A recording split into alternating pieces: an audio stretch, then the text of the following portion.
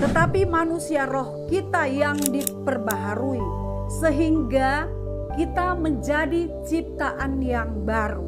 Mungkin kita yang dulunya adalah orang yang suka bersungut-sungut, yang suka berbantah-bantahan, tetapi ketika kita percaya dan menerima Yesus sebagai juru selamat, sekarang hidup kita penuh dengan ucapan syukur. Yang lama sudah berlalu, sesungguhnya yang baru sudah datang.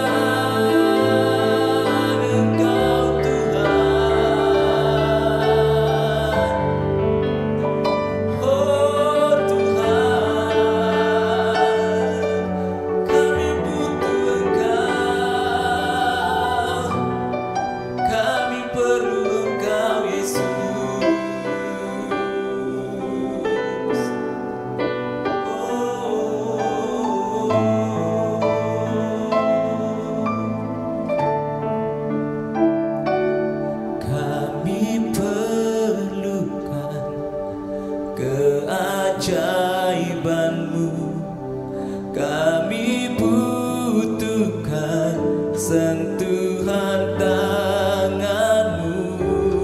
Kami tak dapat jalan sendiri. Kami perlu Kau Tuhan. Kami perlukan keajaiban-Mu. Kami butuhkan sentuhan tangan-Mu. Kami tak dapat jalan sendiri. Kami perlu Kau Tuhan.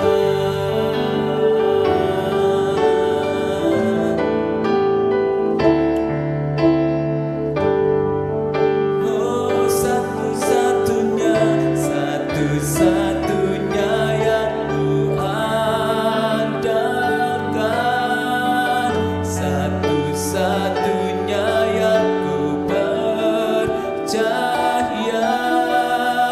Engkau sumber kekuatan, sumber pengharapan, sumber kedamaian. Satu-satunya yang ku andalkan, satu-satunya yang ku percaya. Engkau Tuhan memberkati, Tuhan penyembuhku, Tuhan pemulihku. Oh, satu-satunya yang ku andalkan, satu-satunya yang ku percaya.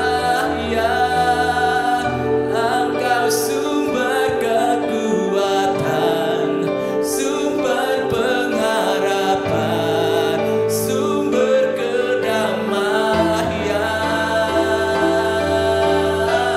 Satu-satunya yang ku andalkan, satu-satunya yang ku percaya. Engkau Tuhan memberkati, Tuhan penyembuhku, Tuhan pemulihku. Engkau Tuhan memberkati, Tuhan penyembuhku, Tuhan pemulihku. Engkau Tuhan memberkati, Tuhan penyembuhku, Tuhan pemulihku.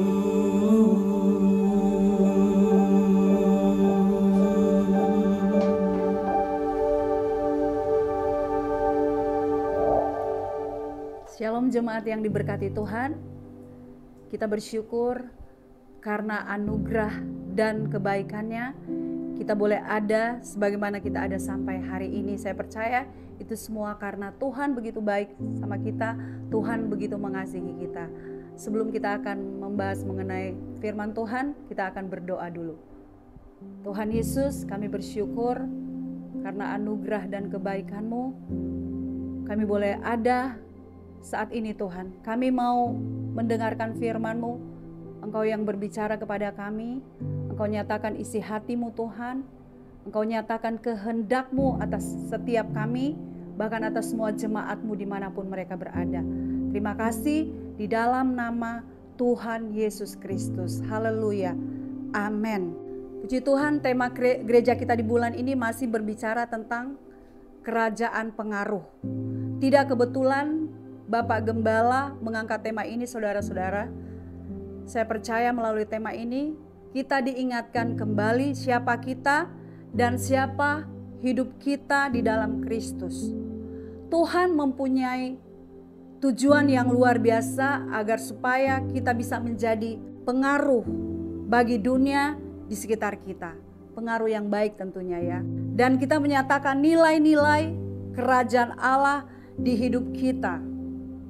Dan itu mustahil terjadi jikalau kita tidak memahami, kita tidak menyadari posisi kita di hadapan Tuhan yang adalah anak-anak kerajaannya. Karena itu melalui firman Tuhan hari ini saya mau mengingatkan kembali apakah kita di hadapan Tuhan.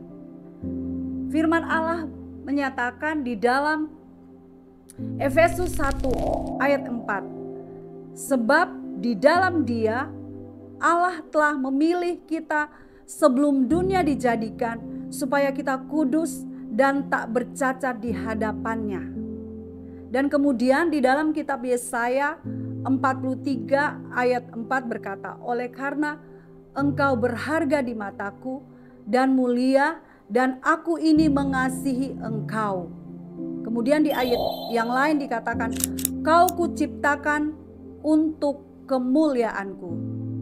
Hidup kita begitu berharga dan bernilai tinggi di hadapan Tuhan. Dia sangat mengasihi kita semua. Dan yang berikutnya di dalam 2 Korintus 5 ayat 17 berkata, jadi siapa yang ada di dalam Kristus, ia adalah ciptaan baru. Yang lama sudah berlalu, sesungguhnya yang baru sudah datang. Ciptaan baru di sini bukan berbicara tentang perubahan secara fisik, tetapi manusia roh kita yang diperbaharui sehingga kita menjadi ciptaan yang baru. Tuhan mengubah hidup kita supaya kita menjadi selaras dengan kehendak Tuhan. Dan saya percaya ketika hidup kita diubahkan oleh Tuhan, maka kita akan memiliki pikiran seperti Kristus, kita memiliki hati seperti Kristus, kita memiliki hidup seperti Kristus, sehingga melalui hidup kita orang-orang yang ada di sekitar kita diberkati. Mereka dapat melihat Kristus itu nyata di dalam setiap hidup kita. Contohnya, saudara-saudara, mungkin kita yang dulunya adalah orang yang suka bersungut-sungut, yang suka berbantah-bantahan, tetapi ketika kita percaya dan menerima Yesus sebagai juru selamat, sekarang hidup kita penuh dengan ucapan syukur. Kita mungkin yang tadinya dikuasai dengan kekhawatiran, dikuasai dengan ketakutan, dikuasai dengan kecemasan ketika ada persoalan, ketika ada masalah. Tapi ketika Tuhan mengubah hidup kita, kita akan menjadi manusia yang baru. Kita menjadi orang-orang yang sungguh-sungguh percaya dan bergantung sepenuhnya hanya kepada Tuhan. Kalau yang tadinya kita sulit untuk mengampuni karena dikuasai oleh kekecewaan dan amarah, sekarang kita sudah gampang mengampuni orang lain, teristimewa keluarga yang ada di sekitar kita. Dan saya percaya hubungan suami istri dipulihkan. Karena apa? Karena kasih Tuhan yang menguasai suami, yang menguasai istri, dan menguasai anak-anak. Hari ini biarlah melalui firman Tuhan ini kita semua boleh menyadari bahwa hidup kita itu Tuhan punya tujuan untuk supaya kita dapat menjadi berkat. Kita mau menyatakan perbuatan-perbuatan Tuhan yang besar yang telah memanggil kita keluar dari kegelapan dan masuk dalam terangnya yang ajaib. Dan saya percaya hidup kita itu ada tujuan Tuhan yang luar biasa supaya kita dapat menjadi berkat bagi orang-orang yang ada di sekitar kita, teristimewa bagi keluarga kita. Dan biarlah Roh Kudus yang menuntun hidup kita melalui firman Tuhan, kita terus diingatkan kembali untuk kita sungguh-sungguh hidup bagi kemuliaan Tuhan. Puji Tuhan, Tuhan memberkati kita semua. Mari kita berdoa. Kami bersyukur untuk firman-Mu yang boleh kami dengar pada saat ini Tuhan. Meteraikan kebenaran firman-Mu, biar kami hidup sesuai dengan kehendak-Mu. Kami menjadi berkat, kami menjadi teladan. Kami boleh menyatakan kebaikan-Mu bagi orang-orang yang ada di sekitar kami. Terima kasih, berkati semua jemaat-Mu Tuhan dimanapun mereka berada saat ini. Terpuji nama-Mu kekal sampai selama-lamanya. Kami sudah berdoa dan bersyukur. Haleluya. Amin. Selamat hidup berkemenangan di dalam Tuhan.